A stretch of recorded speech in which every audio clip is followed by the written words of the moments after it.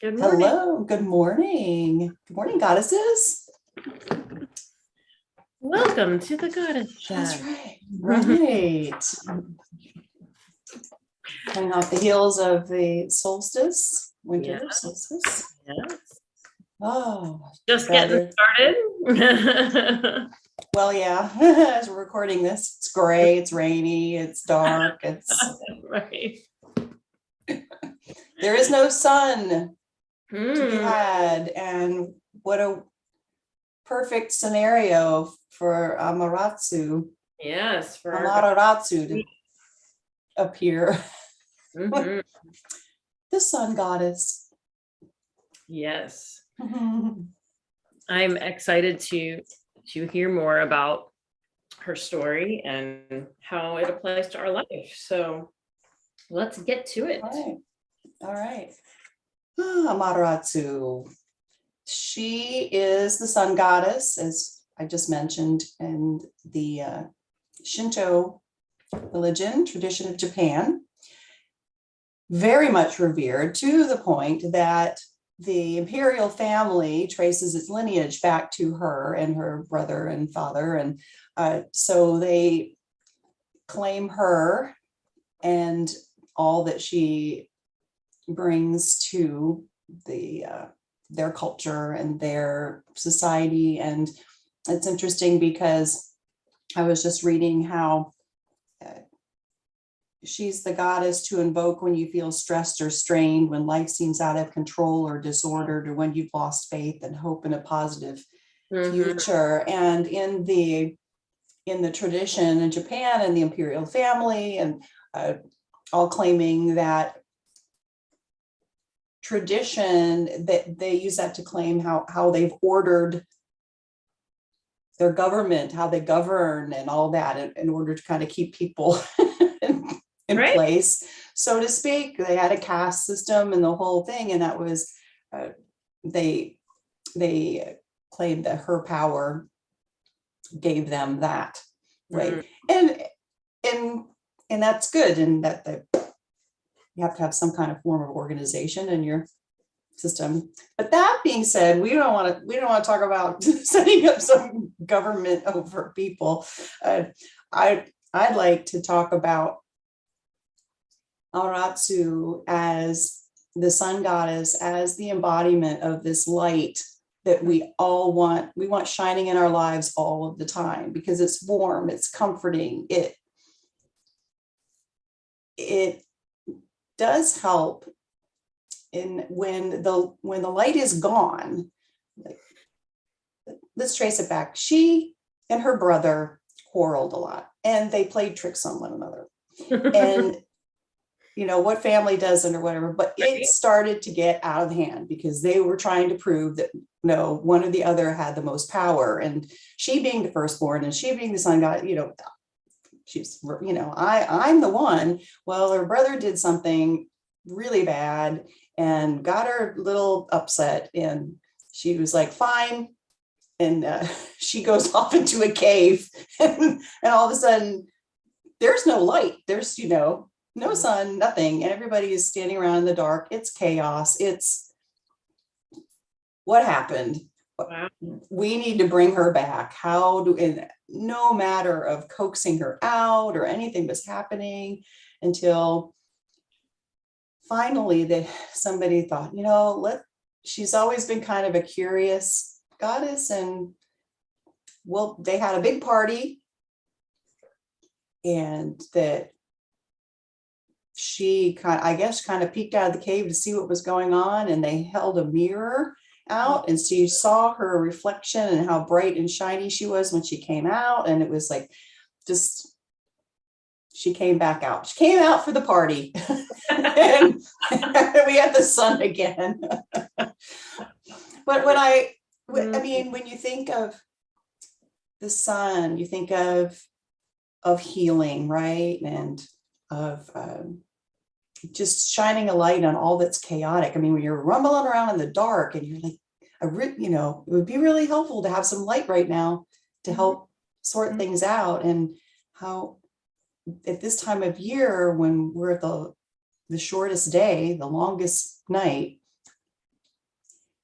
it feels a little dark. If you know, I think I'm physically feeling that. I miss the sun. The sun to go. I feel you on that. Yeah, I think that this is such a beautiful message for this week, especially since we are entering our winter, and the importance of that balance of darkness and light. And we talk about dualities often when we are exploring these different goddesses, and the story specifically, I think, is really relative to that. When you take the light away, there's so much darkness, chaos ensues, right? So it's interesting. I was holding a winter solstice event this week, and I was talking about the necessity of that yin time, that going inward time. But it's not to be in the dark, right? The going into that dark space, going into that time of restoration is actually a time for reflection. And so how can we reflect? Well, we shine a light on the different areas of our life that are asking for attention, let's say. So as we are taking this pause, the sacred pause, and that's all it is, right? And so that's where we get a little bit sticky in it. It's like, okay, I gotta go all the time, or do nothing. Well, no, how do we balance that out? How do we bring just enough of that yin and yang energy, that sun and moon, that light and dark? And so I believe that our goddess here is showing us that when you put yourself in the dark and don't come out, that's not good either. So it doesn't serve anyone. Where I mean, you could like crawl under the covers and feel like you are, but it really doesn't serve you, and it certainly doesn't serve everyone else who needs your light. Well, it doesn't mean that you shouldn't take that time. It's just no, right? So it's about recognizing, okay, it's okay to take a pause. But based, on the story you're sharing, she did it out of kind of like, oh, well, I'll show you, like kind of exactly a young child, I'm going to be right kind of situation. So it's about honoring the process and recognizing that even when you take that pause, even when you go to that quiet, even when you retreat, there's still light, but the illuminations that are occurring are more poignant and more focused. And it's interesting, we surfaced through our conversation and through a goddess sister sharing with us on the group that Amaterasu is the goddess of Reiki, and Reiki is light energy. It's bringing harmony and balance into the body. And so when we're bringing the light in, we're shining a light on that which is ready to be healed, which is ready to be shifted, or whatever the vibration is that's out of alignment, it can come into alignment. So as we open ourselves up, how can I use the light to shine in the direction of focus of what it is that I need to bring light to, right? Because there's going to be days, there are going to be weeks that we just are like, you know what? It's a whole lot easier for me to just crawl under the covers and shed a few tears and just kind of disappear from the experience. And sometimes that's necessary. I had one of those times just recently. And Paige and my goddess sisters were like, how can we hold this space for you? I needed to process. I needed to allow myself to experience the sadness and the confusion and the frustration, because it was only by doing that I was able to go, oh, here's the answer. Here's the answer. And I honored how I felt, and I honored that I was feeling all of those dense, heavy feelings. And then this lightness rose out of me once I allowed that density to occur, because it's very easy for me to just push through and keep going forward and yang that out. Yeah, right. Right. So I believe that her story shows us that it's also okay to take the pause. It's also to retreat. It's also okay to allow yourself to go into that dark space and be, but you don't want to stay there forever. And Yeah. I think that's the most important piece of the story that I'm taking, is that it's okay to retreat. It's okay to go into the cave and be, but you don't want to stay there forever, because if you stay there forever, then you're stealing the joy of your magic from the world. Right. And when you stay in that dark situation, you forget your light, or you can wallow in all that.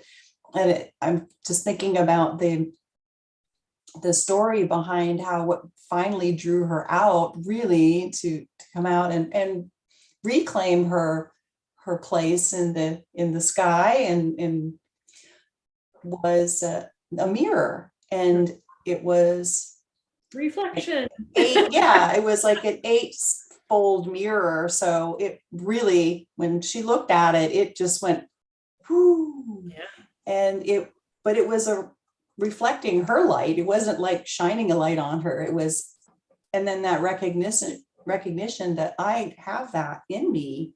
Yeah. And when I project it out, it comes back, and all is well in the world. Well, I live here at the beach, and the sun is my ally in the morning, the sunrise. I really need that, standing in the water, on the sand, and feeling the waves to ground me. And then watching that sunrise is definitely, I rely on that for my peace of mind and my energy and my inspiration and all that. And so on these days, we've had a string of days where it's just really been really gloomy. And the sun is out there, the sun comes up every day. And when you just can't see it, and it just, everything feels gloomy, it's just, where do I find that? And so that's reason for pause, to look inside, and Yeah. where can I find that light inside of me? For sure. And it usually is in the reflection of someone like you, Ramona, or another sister goddess, or somebody that will reflect that back to me, and in a way that lights me up. So Well, and I think that is a relative, a very important perspective too. Was talking about this with my group that I was with for the winter solstice, about how one of our participants was talking about how she had this image of experiencing trauma, and then all of these sister friends that she had came in and held her hand and held her up and said, "We've got you." And that awareness has been purposely developed through cultivating relationships with our sister group that we chose on purpose, right? Like we said, okay, I'm finding my soul sisters, these people that their light is in the divine light. We are soul family. mm-hmm. And we are here to wake each other up, to inspire one another, to hold space for each other when we are feeling the big feels. Because being highly sensitive people, which I know I am, it is sometimes really hard to like live in the world when you're surrounded by people who don't understand that high hypersensitivity. So to have found this community of like-hearted, not even like-minded, like-hearted Like-hearted, yeah. people, when I'm with them, I always leave much lighter than when I showed up. And the other really beautiful thing is that Spirit's real good about helping us make sure that there's not two people that are that are carrying the density torch at the same time. Like, yeah, right. it seems like there's this give and take. Like, okay, I show up one day and Paige is like, "I've got you," and then I show up one day, I'm like, "Paige, I've got you." You know, so it's like it's this beautiful synergy where we're able to really hold space for each other. And it doesn't mean that we don't all have things going on all of the time. It's just sometimes those things feel a little bit heavier. And so we shine a light on one another, not to give our light to the others, but to remind them of their own light. Mhm. There you go. And that is what, truly, that is what this message is about, is how can you shine a light in the direction of someone so that they can remember theirs. Beautiful. Beautiful. Because that's how we're raising the vibration. That's how the light is becoming brighter, is because we're all reminding one another that we're light. It's not my job to light your fire, nor is it yours to light mine. However, I can sit, and I talk about this all the time in my coaching and in the work that I do. I'm not here to tell you how to live your life. I'm going to listen to you. I'm going to give you some tools. You're going to share your experience with me. I'm going to go, is this really what you want to be saying? Is this really what you want to be doing? And I'm mirroring back. These are the things that have come out of you. Is this what you want? And then that person gets to decide yes or no. And then they go, okay, I want this instead. Okay, then let me help you. Let me give you some tools. Let's talk through some ways to get there. That's it, right? Right, right. We're all just here to help them walking each other home, Ram Dass. Yeah, and I've been talking a lot about the beach and my experience moving here, and people will say, "I want to do that too. How can I do that?" And I would often ask, well, what does the beach represent to you? Maybe you don't physically want to move to the beach, but you want what the beach represents in your life. Maybe it's just that sense of freedom and ease or healing or whatever it is. And I'm learning this for myself. How can I create that in my life right here? If I don't have the beach, if I don't have the sunrise, and how can I create that? Interesting, Paige, because you've shared that a couple of times since you've returned from your exploration. Yep, and that's what I'm, yeah. Mm-hmm. So it seems like that's a theme that Spirit's really asking you to shine a light on, right? Right. And for me to experience this is such that for my enlightenment and my growth, however, then I can then show others, I can shine that light or be that light to somebody who is struggling in that regard. And, they're trying to reach their beach. and so I am going through my own iteration of that, and I can share that, well, here's what I did, or let me offer some guidance or reflect that on you. Is that what you really want? What is it that you really want? Because here's what that's what's going on with me, I think, right now that we're talking about it. Yeah. Well, and that's, I think that's one of the beautiful things about these goddess chats is that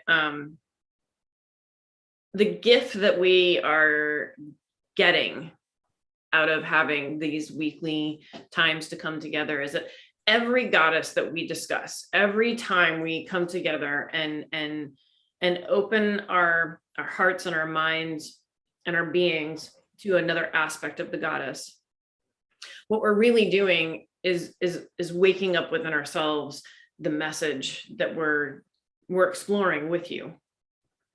And I mean, I was sharing this with Paige a few weeks ago. The month of November, we pre-recorded because Paige was gone. And so for 4 weeks, we didn't meet to have these sessions, and we meet weekly. And the whole month of November, my energy just went like this. And I was like, what is going on? And I couldn't and there was a lot of things that were going on. Yeah, well, yeah. There was also this awareness that these times that we meet and commune heart to heart with one another and talk about these energies, that they are feeding my soul. I can't speak for Paige, but they are feeding my soul in a way that I didn't know I was missing until it wasn't there. So thank you for those of you that are tuning in and hearing us, because your light that you are bringing to receiving these messages is also feeding our hearts and vice versa. So it's this cyclical give and take for all of us. So thank you all for being with us. And we're coming to the end of this year. The holiday season is upon us. We're looking at Christmas and New Year's in the next week. Like, we're coming up on it right now. And before you know it, it's going to be 2022. And so we are exploring how we want to move forward with this group. And so we're going to take Amaratsu's light gift and shine it in the direction of how we hope to move forward with you in the coming year. So thank you again for always sharing this with your Paige. And for those of you who are tuning in, thank you for listening and honoring within yourself whatever inspirations come to you through these chats. Absolutely.